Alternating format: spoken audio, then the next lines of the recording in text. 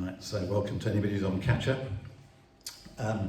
I'm doing a series which I started last week on identity and looking at who we are, not who we think we are maybe, but who God says we are, obviously from his word. Last time it was a kind of introduction really, laying some foundations, and this morning we're going to think about what it means to be made in the image of God, which is one of the most wonderful and beautiful things that we can know about ourselves. One of the things that we enjoy doing, we particularly did, Helen and I, as our kids had kids and the grandkids obviously came along, one of whom we have this morning. But one of the things we do, of course, is see who they're most like. You know, are they like their mum or their dad? Who do they resemble most? And as they grow, you find it's not just looks, but also temperament and personality. And you see all these little things that you think, oh, just like their dad or their mum. And you know, it's a wonderful thing to do. Of course, you know, as when we're growing up, when we get into our teenage years, the last thing that we want to do is think that we're anything like our parents. Of course, that's the one thing we rebel against. You know, when we're in our teens, we think, no, I'm nothing like my parents. And then as we get older, we find that actually we just turn into them more and more. I find myself doing things that I remember my mum and dad doing, and same with Helen. But anyway, that's one of those things. But you know, often we say, don't we, that, oh, you know, if they're really alike them, we say that they're their spitting image, don't we? We talk about that idea of an image. Now, when we were in lockdown, I did a series of talks on what it means to do life well and to thrive. And I actually did a talk about being made in God's image then. But so if you can remember that, you're doing well, because I can't. That was back in the early period of lockdown. But anyway, on the basis that Jesus often seemed to repeat his teaching and his parables, I'm doing a bit of the same. Although I haven't referred to that talk, so I can't remember what was in it. But anyway, if there's some stuff that's repeated, then it's all good news to remember it again. So, I have some readings for you. This is Genesis 1, the obvious choice. Then God said, let us make mankind in our image, in our likeness, so that they may rule over the fish in the sea and the birds in the sky, over the livestock and all the wild animals, and over all the creatures that move along the ground. So God created mankind in his own image. In the image of God, he created them, male and female, he created them. God blessed them and said to them, be fruitful and increase in number. Fill the earth and subdue it. Rule over the fish in the sea and the birds in the sky, and over every living creature that moves on the ground. Then God said, I give you every seed-bearing plant on the face of the whole earth, and every tree that has fruit with seed in it, and they will be yours for food. And to all the beasts of the earth, and all the birds in the sky, and all the creatures that move along the ground, everything that has the breath of life in it, I give every green plant for food. And it was so. And God saw all that he had made, and it was very good. And there was evening, and there was morning the sixth day. And then, just a few chapters later in Genesis, the beginning of Genesis chapter 5, it says this, which is very interesting in this context. This is the written account of Adam's family line. When God created mankind, he made them in the likeness of God. Repeating what Genesis 1 has said. He created them male and female and blessed them, and he named them mankind when they were created. And when Adam had lived 130 years, he had a son in his own likeness, in his own image, and he named him Seth. Very interesting. Repeats those exact same words about Adam's son Seth, which gives us a clue really about what God was talking about when he was saying that we were made in his image. You know, we've made this amazing discovery in my lifetime of DNA. You know, I don't understand it really, but it's one of God's miracles. But you know, we know that we inherit the DNA of our parents. And what this amazing thing is saying is that we inherit the DNA of God.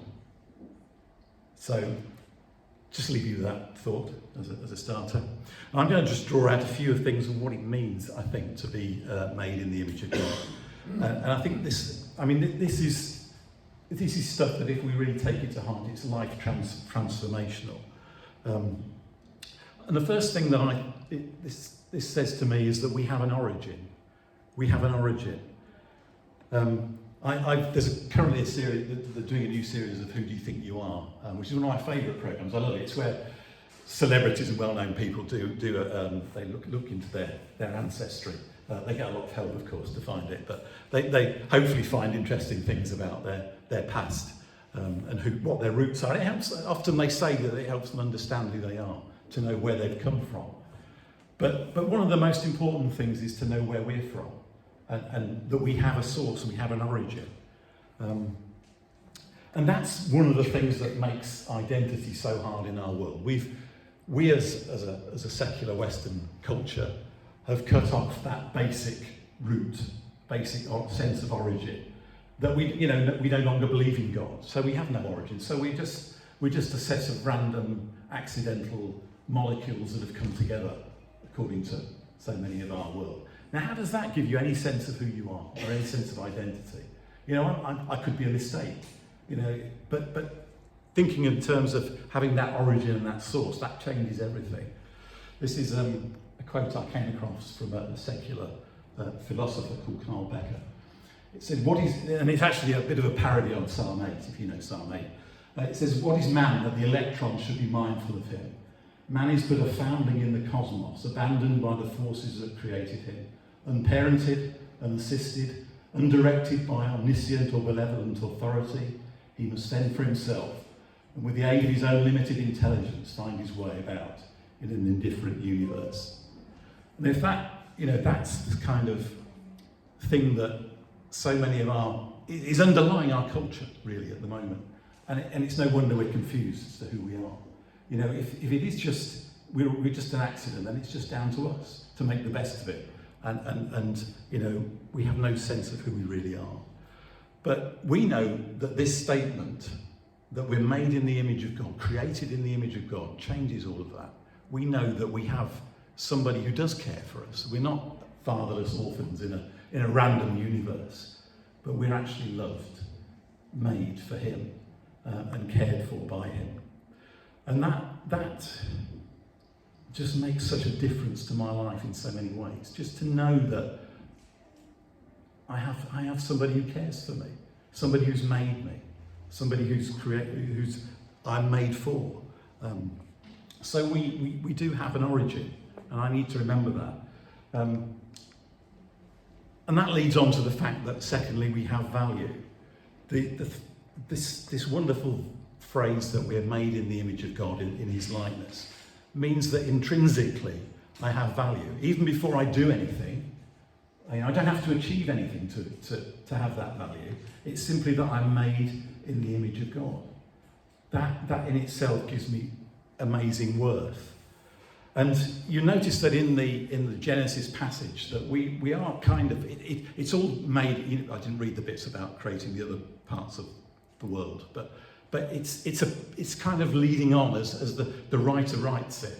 It's coming to a culmination, the creation of men and women, and that we are the pinnacle of creation. And it's only after he's made mankind that he says, as he looks at and God goes into his moment of rest, and who wouldn't after all of that creating, He says it's very good. The other times it's just good, where he's making the animals and the trees and the plants, but suddenly he makes mankind and it's very good. We're the pinnacle of creation.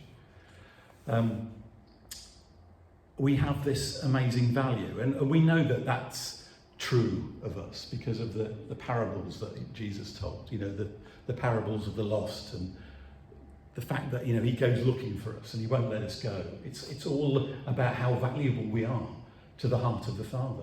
And that's an amazing fact, but it's true. And it's something we find very hard to actually keep in our minds and hearts and keep true. And just to know that, the amazing promise is that, or truth is, that we've all resulted in a party in heaven. Jesus said that, when he goes after the lost.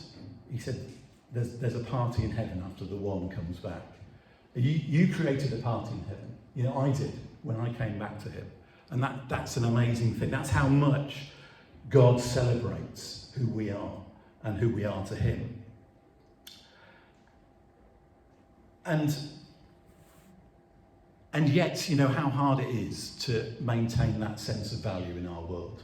Because our culture is about, it's a value, the values achievement, and it values celebrity, and it values looks, and it values all sorts of things that are very hard to achieve, actually. And we so easily get caught up in valuing ourselves in those contexts. But, and you know, I think that the one thing that the enemy wants to do most of all is to devalue us. He does. That's what he's trying to do all the time. He's trying to say, you're not worth anything.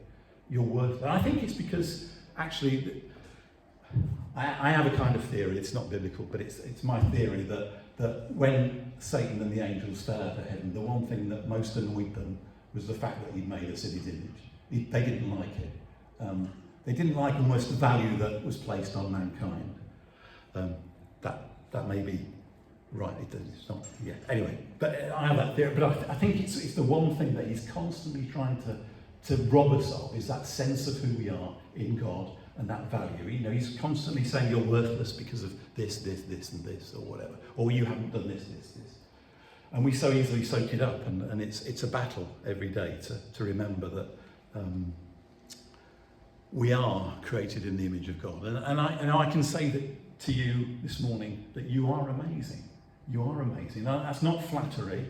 That's not me trying to butter you up. It's the fact that it's the truth as revealed in the Word of God.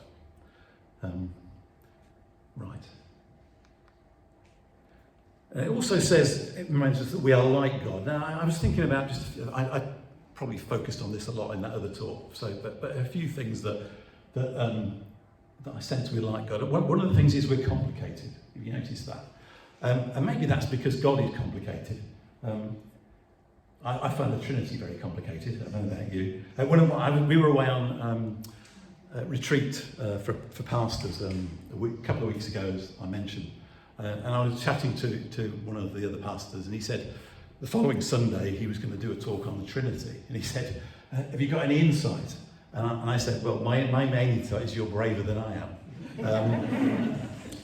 But when you think about the fact that actually we are, it's in that Genesis passage, it said, let us, God says, let us make man in our image. So he's including the Son and the Spirit in all of that. So we are, as God is complicated in the Godhead, so we are.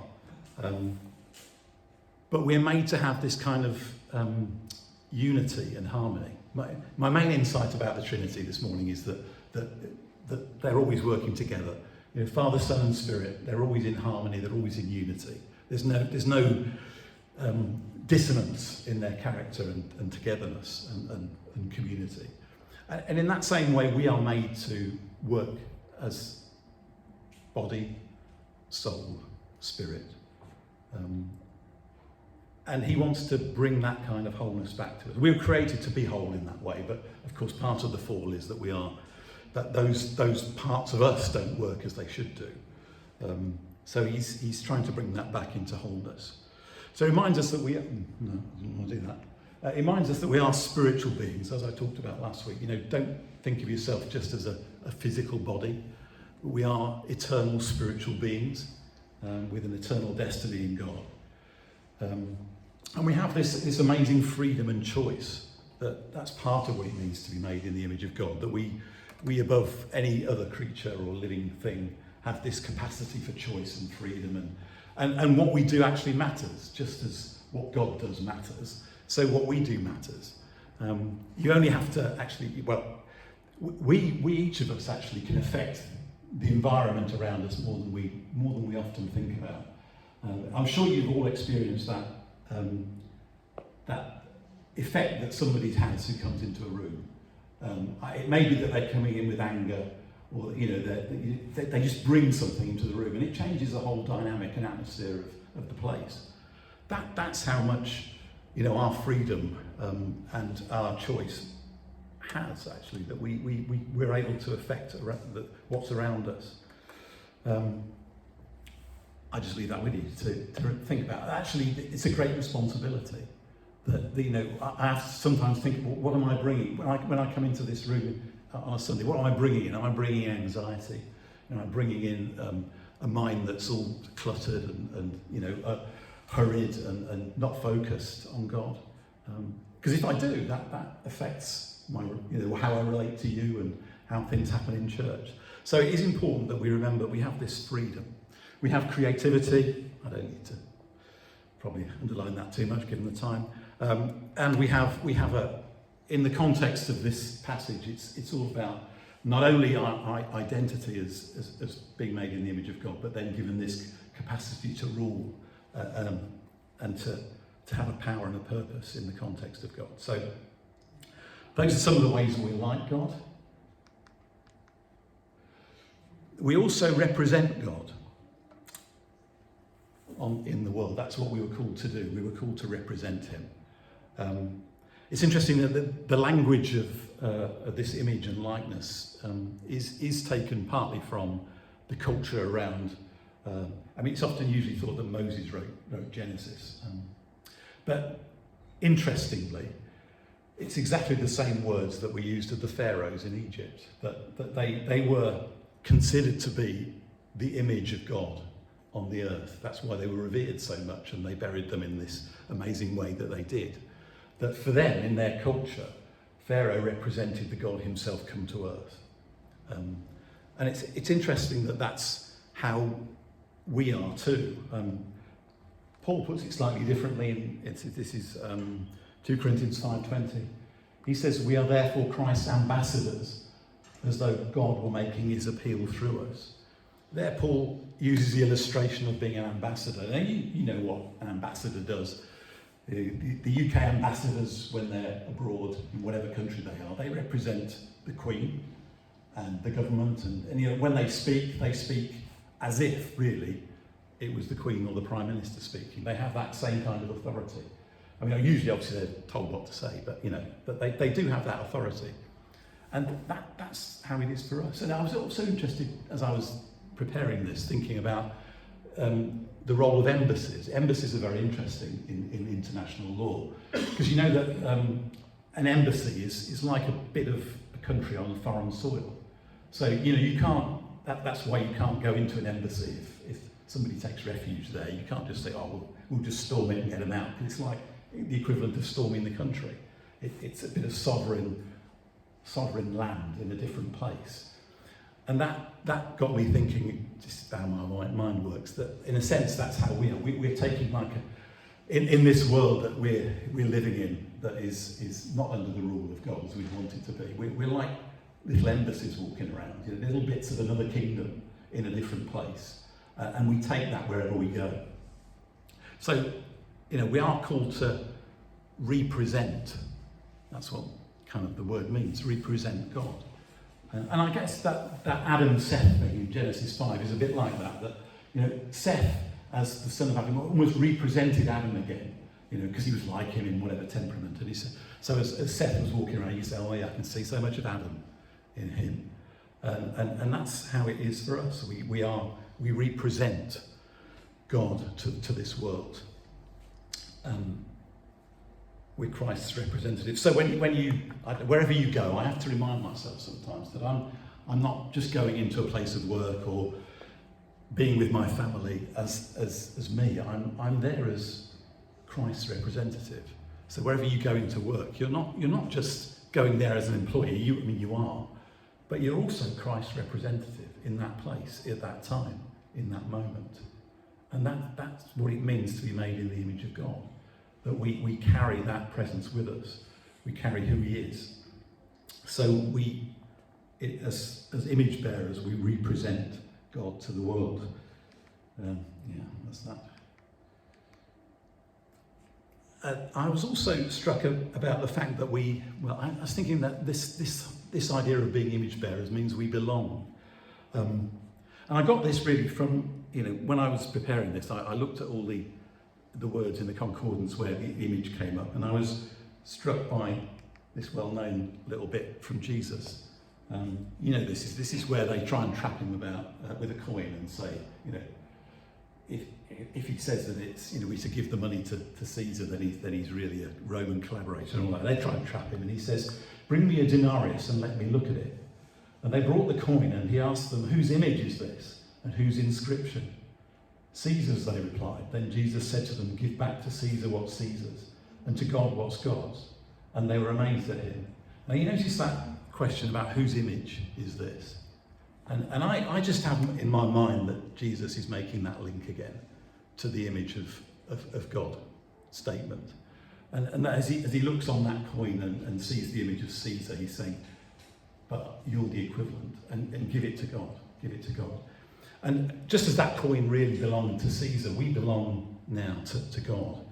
And we've probably all been in that place where, and you've been somewhere and you just felt you don't belong.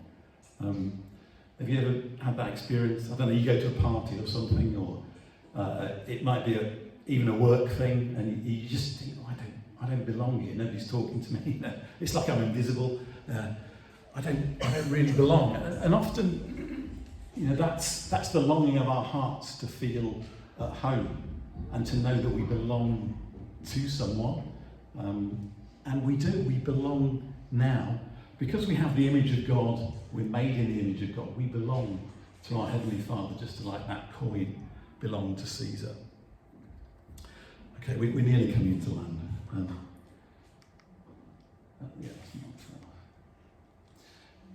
We're also revealers of God's nature. We're designed to do this. We're designed that when people encounter us, we reveal something of who God is. His kindness and his love, you know, his beauty. That's what we were made to do. Now, of course, now we know that revealing is not in its perfect way with us because we fail. But nevertheless, what God is doing is he's changing us so that we reveal his nature more and more. And that's obviously a fruit of the Spirit. But it sobers me sometimes to think about, you know, if an alien was to come onto the planet, just bear with me for a minute as I imagine, you know, and met me, and you think, well, you know, through this person you can see what God's like. What would they think? They might think that God was rather mean-spirited, or they might think that he was a bit angry or anxious. Particularly, they might think, yeah, he's obviously quite anxious. He's not at peace, God, because, you know, that's the kind of thing that you're revealing. And I know in all sorts of ways I don't reveal who God really is. But my being made in the image of God is that's what he's renewing in us. That's what he wants to renew in us. That when people encounter me, they encounter the nature of who God is in himself. So, this really is coming to the end. Just as this phrase makes me realise that we had an origin, we also have a destiny. Now, as I was thinking about revealing Christ and representing God, there was only one human being that's ever done that perfectly, of course, and that's Jesus. Jesus perfectly represented who God is in his life. Every moment, every thought, everything he did, there was never a moment that didn't reveal fully who God was in his life. That's what the scripture tells us. And the destiny is, amazingly, that reminds me, it comes full circle back to that Genesis passage. That, as Paul says in Romans 8:29, for those that God foreknew, he also predestined to be conformed now to the image of his Son. That's what we're going to be like. That he might be the firstborn among many brothers and sisters. And it's reinforced by this 2 Corinthians 3:18 verse. And we all, who with unveiled faces contemplate the Lord's glory, are being transformed into his image with ever-increasing glory, which comes from the Lord, who is the Spirit. So there it is. That's our destiny. That's what he's doing with us as his Spirit enables us and empowers us and changes us. But it also is amazingly what one day we will be in perfection. That's our destiny, that one day, we will perfectly represent God just as Jesus did. And we will be fully in his likeness. And that won't happen in our lifetimes, I know. But it will happen one day when Jesus comes again and then brings the new creation. One day, I will be perfectly representing him again. And in the meantime, it's my desire that he changes me more and more as I spend time in his presence and allow the Holy Spirit to come, that he changes me from one degree of glory to another.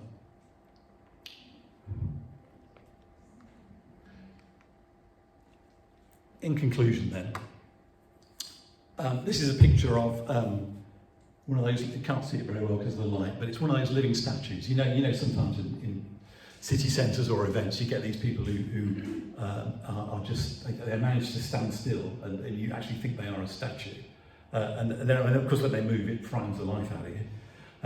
But they are quite amazing. And there's one last way in which the word image is used in the Bible, particularly in the Old Testament. And it's the idea of an image as in a god or an idol. And you'll know, of course, that in the Ten Commandments and in the Jewish history of religion, they were never allowed to have an image of God. It was completely forbidden for them. You shall not make an image. And it was very unusual, of course, and they were always, throughout their history of their culture, the Israelites and the Jews were considered really weird, because every other religion, all the nations around them, and even right up to the Romans and Greeks, they all had images for their gods. You could go into their temple and you'd see an image of Baal or Ashtaroth or Artemis or Diana or whoever. And their cultures thought that they were weird. Where's the image? When they broke into the temple, I'm sure they thought, where's the image? And there is no image. And the reason is, of course, that God forbade making images was because you and I are the image. We're the living statues. That's the reason. We are made in the image of God. If you want to see what God's like, look at you and me. That's how it was always made to be. So, we are the image, we're the living statues. And I was interested to read that often as these guys that act these statues, they're in demand for sort of public events and stuff, aren't they? And I read that there was a headline when the new King's Cross St Pancras terminus was made, and they for Eurostar, and they had all sorts of opening events going on. They had some living statues there, and the headline was that